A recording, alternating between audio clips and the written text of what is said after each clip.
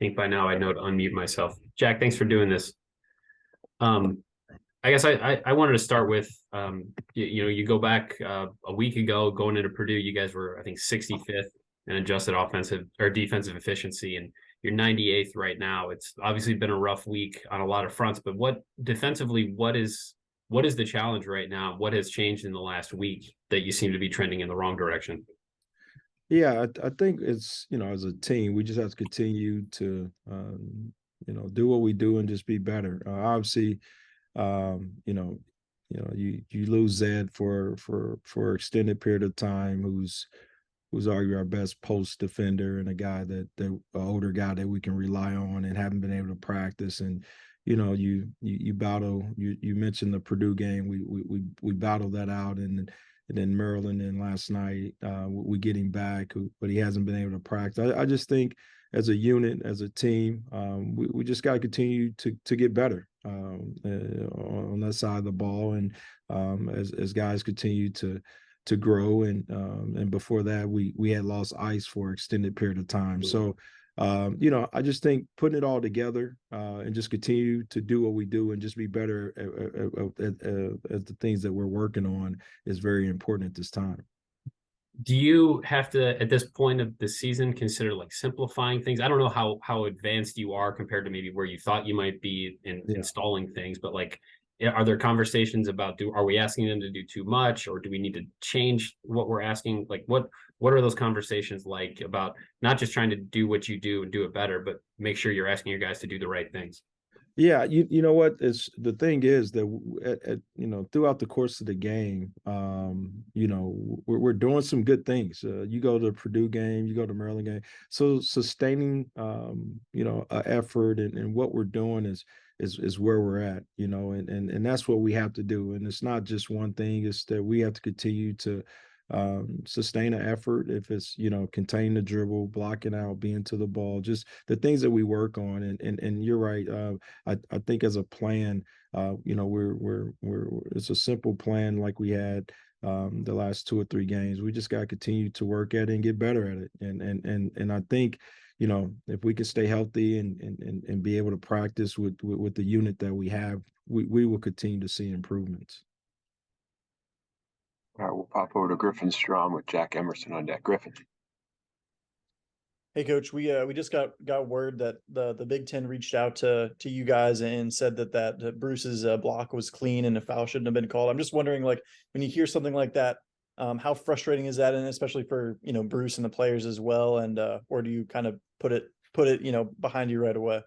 Yeah, I mean, we as a staff and as a team, well, obviously, we watched it last night as a staff. As you break down the game film, so it was just a unfortunate call.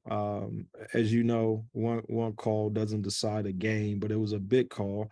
That obviously we go to overtime. You never know what could happen, and those sorts of things. But at the end of the day, our focus is on getting better as a team. But as you know, that was a big call, and it could have changed the course of the outcome of that game. But at the end of the day, we want to focus on getting better as a team. And then obviously you guys, beat Rutgers last time, but I wonder, as you evaluate the film from that first matchup, what you guys think you can build on or do better against that opponent in particular, maybe defensively, I guess, going into this one. Yeah, man, and as we broke down our game from last night. We're diving into Rutgers, and that's also a game we did not have ice as well. So I think it's one of our better defenders that we will have, that we will be able to utilize. But man, I tell you, no matter who we play right now, it's about us, sticking to our defensive principles and do the things that we do on a daily basis, and just be better and sustain the effort. And I know that seemed like a simple answer, but at the end of the day, that's what we have to do. We have to do what we do and be better at it and sustain the effort. And if we do that, we will get the results we want, because we have a good team, and we're not going to lose sight of that. We just got to get better and continue to work like every team, a lot of teams in the country right now at this time of year. All right, we'll go over to Jack Emerson with Timmy Hall on deck. Jack. Hey, Coach. We've talked a lot about Bryce's emergence on the offensive end, but that's come with some questions of him on the defensive side of things. What has been your kind of assessment of him so far through his career? Yeah, he's a guy a lot of young guys. Just got to continue to get better. He's a hard worker. He takes coaching. He watched film. Like a lot of young guys, is who hasn't been through it. Just got to get better. But not just him. Or like I said, it's us as a team. And as a staff, we're going to continue to work to put them in position to be successful. But at the end of the day, it's a work in progress, and he's willing to put in the work. And like I said, if we do that, we will get the results that we need. All right, looks like we got Timmy Hall up next. Timmy. Hey, Jack, thanks for doing this, man. Just No going problem. back to what Adam was asking earlier about defense, and after watching last night, maybe later in the Maryland game too, is it more of communication and getting these guys to accept coaching so their awareness is better on defense, or is it more of just every player who's played the game, you talk about how defense is more of an effort thing and a nastiness and an edge type of deal. Is it like trying to get these guys to like go in and find like the inner dog in them, or which is the more of the bigger issue there? I think our bigger issue, and everything what you just said is, we're going to continue to work at, and I just sustaining the effort. I think you're talking 40 minutes of, okay, doing your job and doing it at a high level. And I like I said, we go, like last night, we start the game out with 2 stops in a row, where scouting report things is, sometimes when you don't know, there's certain guys that you want taking perimeter shots, and that we're helping off of or doing those sorts of things. But we start the game out with 2 stops last night. That's how you want to start a game. But then there's stretches where we don't get the necessary stops. So at the end of the day, it's sustaining the effort and being better at what we do. And like I said, I don't want to sound like I'm simplifying or don't want to answer your question, but I just think it's a situation where we have to be better at what we do. And if it's sustaining the effort, if it's being more physical on a block out, if it's keeping a guy out the paint, those are the things that we have to do, and we're going to continue to work at. And as a team, and as a fairly young team with older guys who are still gelling, and it was unfortunate Zed got hurt. It was unfortunate Ice wasn't around for 3 or so games. So like those are the things that we're going to continue to work at. And I think if we can just continue to stay the course and stay together, we will be fine. Coach Sean McNeil's comments made some headlines last night, kind of the way he took it and what he thought about the performance. Do you like that sort of thing when a player will come out there and kind of take that onus and call some people out, including himself, type of deal? Yeah, I'm sorry. I don't know what he said. Oh, it was just he mentioned something about how they got to cut the water off after they get the lead, and how he just didn't think that they had the energy from Jump Street. Basically, Okay. that's more what he said. Yeah, well, it's good when you have an older guy. He's taking some ownership, and I'm assuming he feel like he could have done some things better. Across the board. I tell the guys all the time, we all going to make mistakes, but let's do it together, and let's put forth the effort that we all can be proud of. And we have a good group, and we have a good group, and we're going to continue to work at it. And for Sean to say that, I know he's probably thinking of some things that he could have done better. And that's where we're at as a team, as a one, as a unit. We just got to sustain a effort and be better at what we do. Thanks, Jack. Yep, no problem. All right, we'll go a couple of follow-ups here with Adam Chardy and then Andy Backstrom. Adam.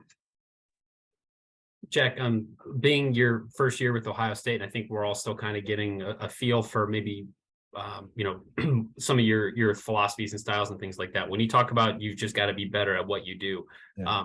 How would you define what you want this defense to be able to do?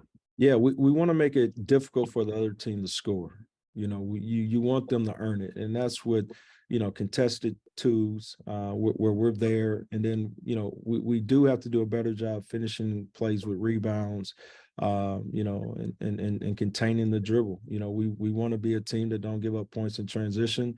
And you want teams to score over the top of you. I know, like a few times there, like thought a play that sticks out to me. Tanner Holden does a great job fighting over 2 stagger screens, and he cuts Battle off, and Battle step backs and hit a 3. Those count, man. He's on scholarship for a reason. That was a tough play. You tap your hat off to him, but can they make that consistently? Can we make that where they're working to earn a basket like that consistently is what we want to do as a team. And again, like to think about where you guys were a week ago going into Purdue and knowing that was going to be a battle, but just kind of where things sat. Now you've got a 3-game losing streak going into Rutgers. What do you look for in a team to answer in the right way and find a way to make this game on Sunday, maybe the point where the season turns around instead of a 4th straight loss? Like, what does it take on a short turnaround like this from a locker room to try to find a way? Yeah, it's going to require high level of togetherness. No doubt about it. You're going to go into a place where it's going to, they're going to be up for us, and we should be, looking forward to the opportunity to plan someone else. But it's going to require all of us, as a team, to be locked in and do our jobs and do it at a high level. So that's what it's going to require going into a venue like that. And obviously, we won at our place against them in the fashion that we won, and I'm pretty sure they're going to be up for it, and we're going to have to definitely respond to that and be ready to play. All right, we'll finish up with Andy Backstrom. Andy. Been a whirlwind of a week for Felix, going from playing 30 minutes against number 1 team in the country to then making his first career start to then only playing 7 minutes last night. What has his response been during this time, and what kind of conversations have you had with him to kind of keep his mind right? Yeah, you know what? He's a guy, obviously, that works extremely hard in regards to Felix. He's a guy that's going to show up every day and give you everything he got in my opinion. But he's a guy that's got to stay the course. As if he does that, he's going to be more than fine. When his numbers called, you just got to be ready to go. And you're right. You go play 30 minutes and you play the minutes that he played, and he's just got to be ready. And consistently, he's been doing the things that we need him to do to get himself ready to play games. And it's in practice as well. You show it in practice and then carry over to the games. But Felix is a guy that we don't have to worry about. That's some guys that could be in his feelings or something like that. Felix is not that way. He's a guy that's all about the team. All right, and looks like Adam jumping in one more. Yeah, if I could just throw one more out, because I haven't got a chance to watch it yet, but I got a lot of messages from people that watched the broadcast last night, and obviously the all access with the coaches being mic'd up. I just wonder what kind of impact that maybe had on communication. Did that force you guys to do anything differently because you don't want your calls being on a national broadcast? Like, did that change anything about how, as a coaching staff, you had to approach this game? I think as a staff, we want to keep it as normal as possible. We wanted to, go about our business the same way. It was a little different, with cameras in your huddles and those sorts of things, but we want to keep the game, just be us, and try to, do the necessary things that we could to win the game.